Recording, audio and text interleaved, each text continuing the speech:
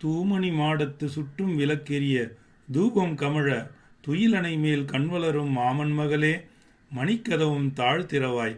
மாமீர் அவளை எழுப்பீரோ?